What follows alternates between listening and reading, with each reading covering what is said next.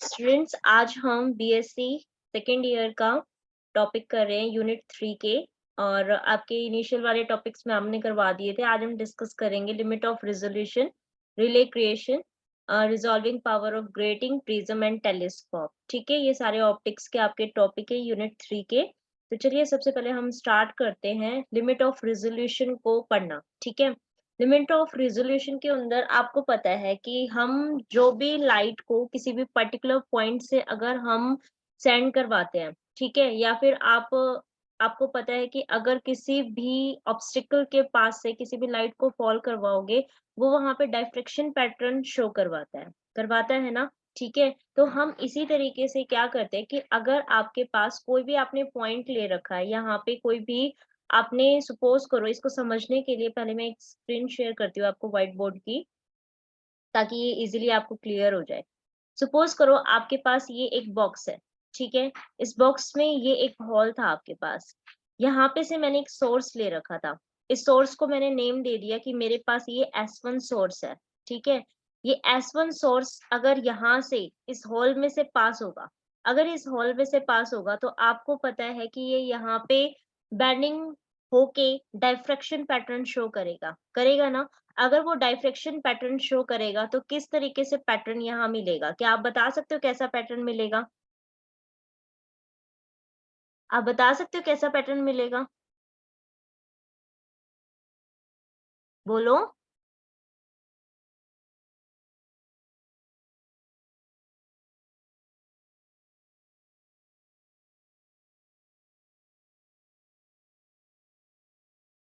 चलिए मैं बताती हूँ। देखो यहाँ पे जो पैटर्न मिलेगा वो आपका सर्कुलर मिलेगा। व्हाई सर्कुलर क्यों मिलेगा? सर्कुलर इसलिए मिलेगा क्योंकि जो अपर्चर होगा, जैसा अपर्चर है आपका वैसा ही आपको क्या मिलता है, वहां पे पैटर्न मिलता है। ठीक है, तो यहाँ पे सर्कुलर अपर्चर है तो हमारे पास जो पैटर्न डायफ्रेक्शन फॉर्म में मिलेगा वो भी कैसा मिलेगा, आपका सर्कुलर फॉर्म के अंदर ही मिलेगा। ठीक है, हमने एक और ऑब्जेक्ट यहाँ पे ले लिया। सपोज आपके पास S2 सोर्स था। ठीक है, S2 सोर्स मैंने ले लिया यहाँ पे, और इस S2 में से भी मैंने क्या करवाया, इस लाइट को पास करवाया। ये लाइट ऐसे पास होगी इसके अंदर से, तो यहाँ से भी क्या करवाएगी, एक और आपके पास डायफ्रेक्शन पैटर्न शो करवा देगा। वो भी सर्कुलर फॉर्म में ही होगा क्योंकि जो अपर्चर था वो कैसा है, सर्कुलर है, जहां से लाइट फॉल हो रही है वहां से। ठीक है, तो यहाँ से ये आपके पास जो इमेज बनी है, आपका डायफ्रेक्शन पैटर्न बना है, वो फर्स्ट वाले सोर्स का बना है, और ये वाला जो बना है वो आपके सेकंड वाले सोर्स का बना है। ठीक है, अब आपको पता है कि जैसे जैसे मैं इन सोर्स के बीच में थोड़ा डिफरेंस था, जिस वजह से जो इनका डायफ्रेक्शन पैटर्न बना है वो भी थोड़ा थोड़ा दूर बना है। ठीक है, अगर मैं इनको पास कर दूं, अगर मैं सोर्स के बीच का डिस्टेंस को क्या कर दूं, मैं इन दोनों के डिस्टेंस को कम कर दूं, तो आपको पता है कि ये जो दोनों जो इनके डायफ्रेक्शन पैटर्न का जो आपका डिफरेंस है वो भी क्या हो जाएगा, कम हो जाएगा। क्योंकि आपको पता है कि यहाँ से एक पॉइंट हमारे पास तो आया ही आया, साइड में इसके साइड वाला जो डायफ्रेक्शन की वजह से और पैटर्न बनता है वो भी हमें मिलता है। तो अगर हम इस डिस्टेंस को कम कर देते हैं तो वहां पे, बेटा आवाज नहीं करो पीछे से, सभी अपने आप को म्यूट रखेंगे। तो यहाँ से क्या होगा, आपका डायफ्रेक्शन पैटर्न के बीच का जो डिस्टेंस है वो भी क्या हो जाएगा, कम होता जाएगा। ठीक है, तो अगर वो डायफ्रेक्शन पैटर्न के बीच का डिस्टेंस कम होगा तो आपको ना कुछ इस तरीके से दिखाई देगा। अगर मेरे पास एक ही अगर सोर्स होता, ठीक है, तो मेरे पास एक ही पॉइंट हॉल है और उसमें से अगर मैं दोनों को एक ही साथ रखती तो ये कैसा हो जाता कि सिंगल आपके सोर्स दोनों के बीच में कोई डिफरेंस नहीं था और एक जगह पे ही लाइट इंसिडेंट हो रही थी। तो इस तरीके से दोनों कंबाइन होके एक फॉर्म पैटर्न दिखाते। ठीक है, अगर दोनों सोर्स के बीच में डिफरेंस है तो डायफ्रेक्शन पैटर्न के बीच में भी थोड़ा बहुत डिफरेंस दिखाई देगा, जो हमें इस फॉर्म के अंदर दिखाई दे रहा है। ठीक है, अगर मैंने इनको क्लॉज कर दिया थोड़ा सा, यानी एंगल तो है लेकिन बहुत ज्यादा क्लॉज है, तो जो आउटपुट में आपको इसके जो पैटर्न मिला था डायफ्रेक्शन पैटर्न, वो बिल्कुल ही क्लोज हो गया। ठीक है, तो अगर क्लोज हो गया तो एक ऑप्टिकल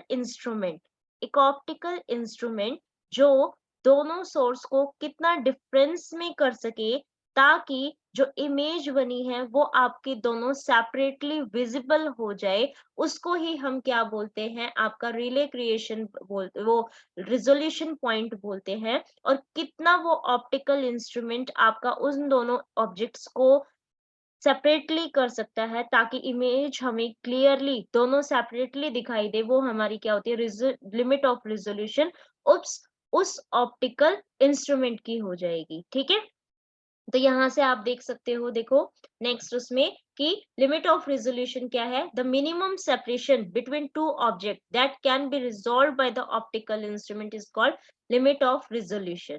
ठीक है, और इसके अंदर हमारे पास जितना ये रिजॉल्व हो गया, ठीक है, अब देखो यहाँ पे भी आप देख सकते हो, ये हमारे पास नेक्स्ट क्या है, relay creation of resolution. Relay creation of resolution ये कहता है कि रिले के अकॉर्डिंग दो पॉइंट्स आपके रिजॉल्व तभी कहलाएंगे अगर, क्योंकि देखो आप डायफ्रैक्शन पैटर्न शो कर रहे हो, डायफ्रैक्शन पैटर्न के अंदर हमें कुछ इस तरीके से पैटर्न मिलता है, कुछ इस तरीके से पैटर्न मिलता है कि एक तो हमें सेंट्रल मैक्सिमा मिलता है, ठीक है, सेंट्रल तो मैक्सिमा, उसके बाद और जो आपको मिलते हैं वो आपके कम कम कम कम इस तरीके से लाइट होती जाती है। ऐसा आपने देखा होगा ना कि जैसे हमारे पास जहां पे भी आपने विंडो रख रखे, बिल्कुल इनिशियल उसमें तो बिल्कुल स्ट्रेट लाइट आती है, तो बिल्कुल सेंट्रल तो बिल्कुल मैक्सिमम, जैसे आपने डायफ्रैक्शन ग्रेटिंग आपने यूज करी है, तो ग्रेटिंग के उसमें आपने फर्स्ट ऑर्डर बिल्कुल डायरेक्ट इमेज देखी है ना, वो बिल्कुल ब्राइट आती है।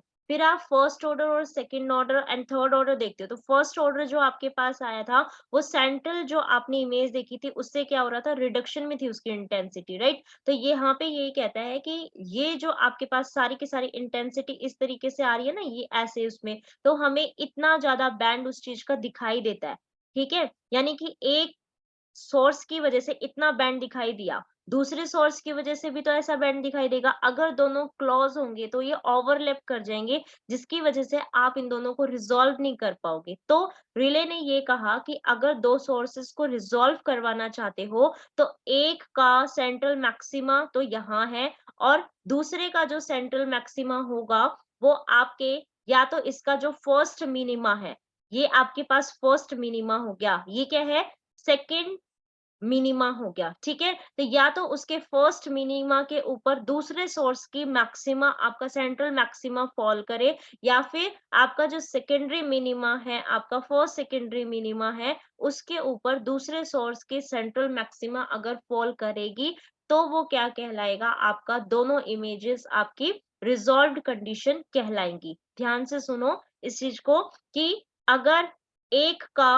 सेंट्रल मैक्सिमा दूसरे के ही सेंट्रल मैक्सिमा के ऊपर लाई कर गया तो वो दोनों ओवरलैप हो जाएंगे, और आपको वहां पे एक ही इमेज दिखाई देगी, जिससे आप उन दोनों को रिजॉल्व्ड कंडीशन नहीं बता पाओगे। ठीक है, रिजॉल्व्ड कंडीशन बताने के लिए रेले ने बताया है, ठीक है, रेले ने ये कहा है कि एक, जैसे आपके पास ये एक सोर्स आ चुका, ठीक है, एक सोर्स का डायफ्रेक्शन पैटर्न ये आपके पास आ चुका है, और आपके पास जो दूसरा सोर्स है उसका सेंट्रल मैक्सिमा फर्स्ट वाले सोर्स के आपके फर्स्ट मिनिमा के ऊपर या फर्स्ट सेकेंडरी मिनिमा के ऊपर फॉल करेगा, तभी इन दोनों की वेवलेंथ जो यहाँ और यहाँ होंगी वो दोनों आपकी अलग अलग होंगी, तभी आप उन दोनों को क्या बता पाओगे कि ये दोनों सेपरेट है, और उन्हीं सेपरेशन को आप उसका रिजोल्यूशन बता पाओगे, जैसे आप यहाँ पे भी देख सकते हो। According to Rayleigh, two close points object are said to be just resolved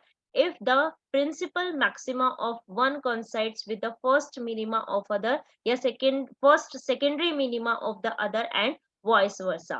ठीक है, इसकी एग्जांपल देखो, मैंने अभी बताया आपको, देखो ये हमारे पास समथिंग, ये ऑरेंज उसमें आपके आउटलाइन उसमें है, ये वाली आपकी ब्लू उसमें आउटलाइन में है। ठीक है, तो जो आपका फर्स्ट सोर्स है आपका ये वाला मान लो, और जो ब्लू वाले आउटलाइन वाला है वो आपका सेकेंडरी सोर्स हो गया। ठीक है, ये सेकेंडरी सोर्स कहाँ बन रहा है आपका, ये जो इसका फर्स्ट मिनिमा है इसके इस साइड बन रहा है। ठीक है, यहाँ बन रहा है। ठीक है, अगर ये यहाँ बन रहा है तो इसका मतलब इन दोनों के बीच में क्या है, थोड़ा सा डिफरेंस आ गया, दोनों की जो सेंट्रल मैक्सिमा है उन दोनों के बीच में डिफरेंस आ गया, तो ये इस तरीके से होगा, जिसको हम क्या बोलेंगे, रिजॉल्व्ड कंडीशन बोलेंगे। ठीक है, और यहाँ पे इसका ये वाला पॉइंट आ गया, ठीक है। और यहाँ पे देखो दूसरे वाले इसमें भी क्या है, इसका दूसरा इधर से जा रहा है, इसको भी हम क्या बोलेंगे, रिले क्रिएशन। लेकिन अगर एक का सेंट्रल मैक्सिमा उसके देखो यहाँ पे फॉल नहीं कर रहा, ये कहाँ पे इसके फर्स्ट उस पे फॉल कर रहा था, ये कहाँ पे इसका जो फर्स्ट, यहाँ पे एक्चुअली ये थोड़ा सा वैसे बना हुआ है, ये आपके सेकेंडरी पे कंसाइड करना चाहिए था, सेकेंडरी के ऊपर आपका सेकंड वाले का सेंट्रल मैक्सिमा बनना चाहिए था। और इधर फर्स्ट मिनिमा के ऊपर ये वाला तो ठीक है, ये इसका फर्स्ट मिनिमा है, तो फर्स्ट मिनिमा के ऊपर आपका इसका ये सेकंड वाले सोर्स का सेंट्रल मैक्सिमा बना हुआ है, ठीक है। तो दोनों कंडीशन कौन सी होगी आपकी, रिजॉल्व कंडीशन होगी। लेकिन यहाँ पे आपका एक सोर्स है, ठीक है, उसका सेंट्रल मैक्सिमा ये हो गया, और दूसरे सोर्स का सेंट्रल मैक्सिमा इधर ही लाई कर गया, जिसकी वजह से ये ओवरलैप होके आपकी मैक्सिमम आपकी इंटेंसिटी शो कर गया, जिसकी वजह से आप इन दोनों में डिफरेंस क्रिएट नहीं कर पाओगे कि ये कौन सा है, वन सोर्स का है या सेकंड वाले सोर्स का है, ठीक है। तो इन दोनों को सेपरेट करने के लिए आपको क्या करना पड़ेगा, इसके अंदर इनके दो ऑब्जेक्ट्स को ही क्या करना पड़ेगा, डिफरेंस में लेके आना पड़ेगा। तो एक ऐसा ऑप्टिकल इंस्ट्रूमेंट जो इन दोनों ऑब्जेक्ट्स के बीच में कुछ पर्टिकुलर सेपरेशन क्रिएट कर देता है, तो वो कितना सेपरेशन उसका क्रिएट कर रहा है, वो क्या बता रहा है, वो कौन बताएगा, उस इंस्ट्रूमेंट की रिजॉल्विंग पावर बताएगी, ठीक है। और वो रिजॉल्विंग पावर क्या होती है आपकी, उस ऑप्टिकल लिमिट ऑफ रेजोल्यूशन के रेसिप्रोकल, यानी कि रेसिप्रोकल ऑफ आपका लिमिट ऑफ रेजोल्यूशन क्या कहलाता है, आपका रिजॉल्विंग पावर कहलाती है। क्या कहलाती है, रिजॉल्विंग पावर। तो अब हमें क्या करना है, रिजॉल्विंग पावर ही कैलकुलेट करनी है आपकी, किस किस की, ग्रेटिंग की, टेलीस्कोप की एंड प्रिज्म की, ठीक है। तो चलिए अब हम स्टार्ट करते हैं रिजॉल्विंग पावर ऑफ आपका ग्रेटिंग, ठीक है। ग्रेटिंग की रिजॉल्विंग पावर अगर आपको करनी है तो आपको क्या करना पड़ेगा, द सोर्स लेने पड़ेंगे, ठीक है। हमने एक ही ग्रेटिंग ले रखी है जिसके अंदर बहुत सारी लाइंस है, ठीक है। इसमें एक पर्टिकुलर से आपके पास यहाँ पे सपोज करो आपके पास पर्टिकुलर वेवलेंथ जो स्पेक्ट्रल लाइन थी, ठीक है, उसका यहाँ पे वेवलेंथ इंसिडेंट कर रहा है आपका P1 पॉइंट के ऊपर। और आपने एक और मान रखा है इसके अंदर जहां पे आपके पास जो लाइट जो आपकी इंसिडेंट हो रही है दूसरी वेवलेंथ, वो कितनी, लैम्डा प्लस डी लैम्डा, जो कि कितने किसके ऊपर होती है, P2 के ऊपर हो रही है, ठीक है। तो रिजॉल्विंग पावर ऑफ ग्रेटिंग ये कहलाता है कि आप इसको फाइंड आउट कर सकते हो पर्टिकुलर वेवलेंथ जो आपने लैम्डा ले रखी है इसके रेशियो, तो लैम्डा अपॉन में जितना ये लाइन और ये लाइन था ना, उन दोनों के बीच का जो डिफरेंस था उसके, यानी कि लैम्डा इस वेवलेंथ और इस वेवलेंथ के बीच का डिफरेंस कितना है, डी लैम्डा। तो यानी कि लैम्डा अपॉन में डी लैम्डा कैलकुलेट करके हम क्या कर सकते हैं, रिजॉल्विंग पावर ऑफ ग्रेटिंग को कैलकुलेट कर सकते हैं, ठीक है। अगर हमें इसको इस तरीके से ही कैलकुलेट करना था तो सबसे पहले हम क्या करते हैं, अगर ये मेरे पास एक लाइट यहाँ पे, आपको पता है ग्रेटिंग के अंदर कितनी होती है, 15,000 लाइन्स इनरोल्ड होते हैं, ठीक है। हमने इसमें एक लाइन ये वाली मान रखी है जो कि ये बिल्कुल स्ट्रेट थी, उस पर्टिकुलर एक एंगल बना के यहाँ पे इंसिडेंट कर रही थी, उसके ये पैटर्न जो आपका डायफ्रेक्शन का बन रहा था, ठीक है। तो यहाँ पे ये मैंने एंगल थीटा मान लिया और थोड़ा सा एंगल और इंसिडेंट करके वो वहां पे लैम्डा प्लस डी लैम्डा, यानी कि सेकंड वेवलेंथ उसकी जो जा रही थी दूसरे वाली लाइन की, वो कितनी होगी, डी लैम्डा की उससे जा रही थी, ठीक है। तो हमने फर्स्ट वाला ये माना है, तो इसके लिए हमारे पास जो ग्रेटिंग का फॉर्मूला होता है आपका, वो कितना होता है, a plus b sine theta is equal to n lambda होता है। यहाँ पे इन्होंने b प्लस डी कर रखा है, तो आप कोई भी इसके अंदर यूज कर सकते हो, a प्लस बी करना चाहते हो तो a प्लस बी कर लो, ठीक है। तो a plus b sine theta is equal to n lambda हमारे पास होता है, ये आपका nth प्रिंसिपल मैक्सिमा हो गया लैम्डा वेवलेंथ के लिए, यानी कि जो हमने थीटा एंगल से इंसिडेंट कर रखा था उसके लिए। अब हम कंसिडर कर रहे हैं लैम्डा प्लस डी लैम्डा के लिए जो कि P2 पॉइंट के ऊपर फॉल करवा रहा था, तो उसका प्रिंसिपल मैक्सिमा आप कैसे कैलकुलेट करोगे, b plus d sine theta या a plus b sine theta plus d theta is equal to n lambda होता है ना, लैम्डा भी किससे रिप्लेस हो गया, लैम्डा प्लस में डी लैम्डा से, ठीक है। अब अगर हमें इसको और सॉल्व करना है तो हमें क्या करना पड़ेगा, रिले क्रिएशन के अकॉर्डिंग ये हमारी रिजॉल्व उसमें होनी चाहिए, तो रिजॉल्व उसमें कितना डिफरेंस कितना आ रहा है, तो कितना डिफरेंस आ रहा है, डी लैम्डा का आ रहा है, तो हमें इसके अंदर उस डी लैम्डा को भी पर्टिकुलर फॉर्म में बताना पड़ेगा कि इनके बीच में पार्ट डिफरेंस कितना है, ठीक है। तो पार्ट डिफरेंस किसके इक्वल होता है, लैम्डा बाई 2 पाई इनटू में फेज डिफरेंस, तो फेज तो हम सेम उसमें कर रहे हैं तो फेज तो डिफरेंस नहीं है, तो पाथ डिफरेंस 2 पाई का नहीं है अब यहाँ पे, इसके एन स्लिट्स उसमें है तो कैपिटल एन उसमें हो गया, तो इसकी वजह से इसका जो पाथ डिफरेंस है वो कितना हो गया, लैम्डा अपॉन में एन। ठीक है, एन स्लिट की वजह से लैम्डा अपॉन में P1 और P2 के बीच में जो पाथ डिफरेंस आया है वो कितना आया है, लैम्डा बाय एन का आया है। तो इसका मतलब जो आपने ये फर्स्ट वाली कंडीशन लिखी है इसके अंदर एक और एक्स्ट्रा पाथ भी आ रहा है जो कि कितना है, लैम्डा बाय एन का। ठीक है, आपने उसको सॉल्व कर दिया तो b प्लस में d साइन थीटा प्लस में d theta is equal to यहाँ पे कितना था, एन लैम्डा। ठीक है, एन लैम्डा और प्लस में लैम्डा बाय कैपिटल एन, आपने उसको क्या कर दिया, सॉल्व कर दिया तो कितना आ गया, एन कैपिटल एन प्लस में 1, और ये कितना हो गया, ये एन स्मॉल एन क्या है, ऑर्डर, स्मॉल एन क्या है, ऑर्डर, कैपिटल एन क्या है, number of slits, N slit ले रखी थी आपने। ठीक है, तो ये आपने सॉल्व किया तो इसके इक्वल हो गया। उन दोनों को कंपेयर अगर मैंने किया तो मेरे पास ये वाला फैक्टर आ गया, ऊपर जो b plus d sine theta plus में डी थीटा की वैल्यू एन लैम्डा प्लस में डी लैम्डा थी, और अब एन स्लिट्स की वजह से ये कितना आ गया, एन कैपिटल एन प्लस में 1 लैम्डा बाय एन के इक्वल आ गया। इन दोनों को जब सॉल्व करते हैं तो हमारे पास जो फैक्टर मिला वो कितना मिला, lambda by d lambda is equal to n n. इसका मतलब क्या हुआ कि जो रिजॉल्विंग पावर है वो डायरेक्टली प्रोपोर्शनल है एन स्लिट्स के।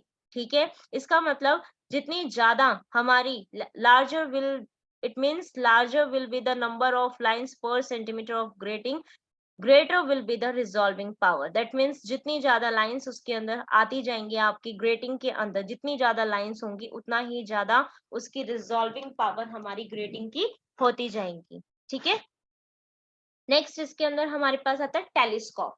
टेलीस्कोप क्या होता है, जो दूर की चीजें देखने के लिए यूज की जाती है। ठीक है, ये हमारा टेलीस्कोप एक तो गैलीलियो ने बनाया था और एक सिंपल टेलीस्कोप होता है ना। सिंपल टेलीस्कोप के अंदर देखो, कोई भी टेलीस्कोप है, दो लेंसेज हम यूज करते हैं, राइट। एक हमारे पास सिंपल टेलीस्कोप है तो उसके अंदर दोनों ही हमारे कन्वेक्स लेंस होते हैं, एक से जो इमेज बनी वो पूरी फाइन नहीं बनती, मैग्नीफाइड नहीं होती, इसीलिए हम दूसरा कन्वेक्शन आपका आईपीस के उसमें हम यूज करते हैं। फर्स्ट हमारा ऑब्जेक्टिव बन जाता है बाद में, और सेकंड वाला फिर हमारा आईपीस की फॉर्म में बन जाता है, और वहां से हमारी क्लियरली इमेज जो दूर की थी वो हमें सीन हो जाती है। ठीक है, गैलीलियो ने क्या कर रखा था, एक आपका कन्वेक्स लेंस और एक कनकेव लेंस यूज करके उसने टेलीस्कोप को प्रोड्यूस किया था, राइट, कंस्ट्रक्ट किया था उसने इस तरीके से। अब हमें क्या करना है, इसकी भी रिजॉल्विंग पावर कैलकुलेट करनी है। अगर हमें इसकी भी रिजॉल्विंग पावर कैलकुलेट करनी है बेटा, तो इसके अंदर हमें क्या करना पड़ेगा, इसके अंदर हम दो ऑब्जेक्ट्स को लेके चलते हैं। ठीक है, देखो यहाँ पे इस फिगर से पहले समझो, फिगर मस्ट होता है, अगर फिगर समझ में आ गया उसके बाद आपको सारी चीजें क्लियर हो जाएंगी। ठीक है, देखो हमने इसके अंदर ये टेलीस्कोप ले रखा है जिसका जो डायमीटर है हमने स्मॉल डी का ले रखा है। ठीक है, इसके अंदर एक सोर्स हमने ले रखा है, जो सोर्स मैंने ले रखा है एक सिंपल वन सोर्स। ठीक है, सपोज करो आपने टू स्टार्स लिए हैं, उनका ही सुपर पोजिशन एक एक पोजिशन पे एक दूसरा पोजिशन पे है, उनको आपने क्या देखना है, टेलीस्कोप से देखना है, और उनको देखना है कि वो कितना डिस्टिंक्ट उसमें है, राइट। इस चीज को ध्यान में रखेंगे। ठीक है, अब अगर एक सोर्स ले रखा है वो O1 O1 और O1, ठीक है, इन तीनों पोजीशंस के ऊपर से लाइट फॉल करवा रहे थे, कहाँ पे, टेलीस्कोप के ऊपर। ठीक है, एक सेकंड पॉइंट 2 2 2 वाला, ठीक है, ओ से आपने इसको रिप्रेजेंट कर रखा है तो O2 O2 और O2, यहाँ से आपके पास यानी कि एक पर्टिकुलर एंगल से वो फर्स्ट वाले स्टार से पर्टिकुलर किसी एंगल पे प्लेस्ड है। ठीक है, आपने उस एंगल को डी थीटा नेम दे दिया सपोज। ठीक है, तो ये डी थीटा जो आपके पास ये पर्टिकुलर एंगल से इंक्लाइन था आपके फर्स्ट वाले की लाइन के, यानी कि जो फर्स्ट सोर्स था उसकी जो रेज आ रही थी उसके डी थीटा पे इंक्लाइन है सेकंड स्टार्स की रे। ठीक है, वो जब इसके ऊपर इंसिडेंट होंगी तो जैसे आपने एन स्लिट्स का या आपने पर्टिकुलर डबल स्लिट या सिंगल स्लिट आपने ले रखी थी, 10 मिनट्स रह गई हैं, फटाफट इसको कवर करती हूँ मैं। देखो, जब उसको कवर करते हैं, वो जब लाइन उसके ऊपर फॉल करती है तो ओवरलैप करते हैं और यहाँ पे पैटर्न शो करते हैं। ठीक है, तो जो पैटर्न शो किया वो P1 और P2, यहाँ से जो आपके पास लाइन्स आई, सपोज A की आई यहाँ पे फर्स्ट वाले P2 के ऊपर, और B से भी P2 के ऊपर आई, दोनों ने ओवरलैप किया, एक फॉर्म बना दी। ऐसे ही A से P1 के ऊपर लाइट फॉल जा रही थी, B से भी P1 के ऊपर जा रही थी, दोनों ने इंटरफेयर किया और यहाँ पे आपके कंस्ट्रक्टिव डिस्ट्रक्टिवली, और यहाँ पे एक वेव फॉर्म आपकी यहाँ पे डाइफ्रेक्शन उसमें पैटर्न शो कर दिया, ठीक है।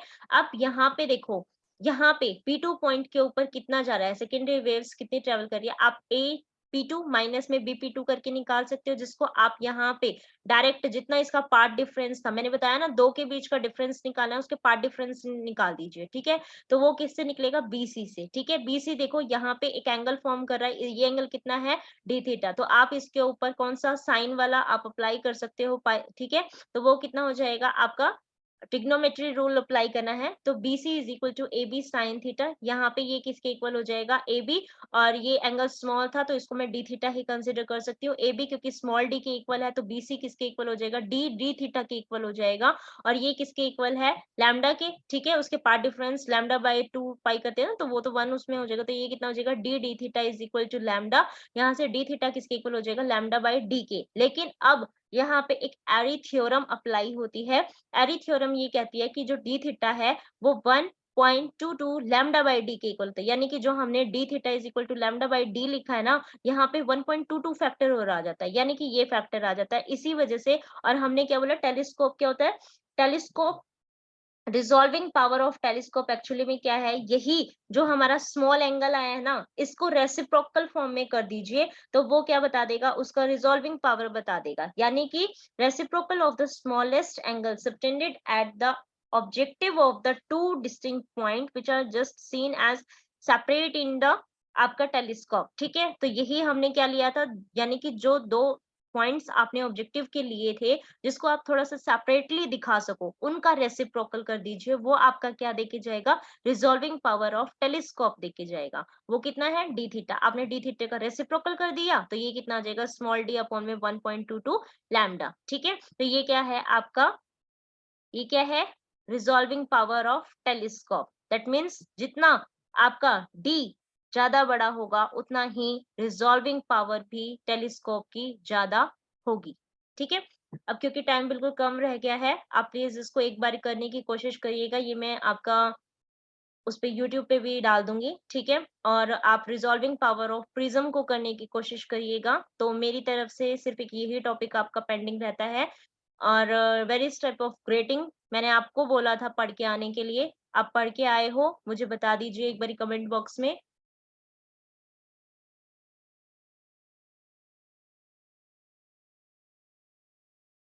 जल्दी बताइए, कोई पढ़ के आया है, various kinds of grading. Reema, Anu, Vilesh, Himantika, देख लो कितने पानी में हो तुम लोग। कोई नहीं बता रहा कि कितने टाइप के होते हैं, सिर्फ एक होमवर्क दिया था मैंने आप लोगों को। चलिए, ये बंद होने वाला है। पढ़ के आए हो रीमा? टाइप पढ़े थे मैम। हाँ बताओ। रूल्ड ग्रेटिंग, होलोस्टिक ग्रेटिंग, रिफ्लेक्शन ग्रेटिंग और ट्रांसमिशन ग्रेटिंग। हाँ, तो फिर बताओ बोल क्यों नहीं रहे थे इतनी देर से? तो ये आपको टाइप्स भी देखने थे कि कितने टाइप के होते हैं, ठीक है। मेनली इस यूनिट में से आपका एनस्लिट, ठीक है, और ये जो resolving power of grating, prism and telescope, यहाँ से 2 क्वेश्चन बनेंगे, ठीक है। उन 2 में से आप कोई भी चूज करके वहां पे परफॉर्म करके आ सकते हो, ठीक है। एग्जाम के अंदर मैं एक आपका इम्पोर्टेंट क्वेश्चंस के भी यूट्यूब पे डालूंगी, आप उसको देखना जरूर, ठीक है। हेल्पफुल रहेगी वो आपके। और एक इसको करने की कोशिश करिएगा, नहीं तो नेक्स्ट संडे हम इसको कवर कर लेंगे आपका रिजॉल्विंग पावर ऑफ प्रिज्म। इसको करने की कोशिश करिएगा, ये मैं यूट्यूब पे ही अपलोड करूंगी आपका ये आज वाला लेक्चर। इसको करने की कोशिश करिएगा, ठीक है। अगर समझ आता है तो ठीक है, नहीं तो कमेंट बॉक्स में एक बार मैसेज कर दीजिएगा कि इसको नेक्स्ट संडे को करवा दूं मैं, ठीक है। यहाँ पे मेरी तरफ से आपकी 3rd यूनिट कंप्लीट हो जाएगी। Thank you for watching this video. आप लेफ्ट कर सकते हैं बेटा।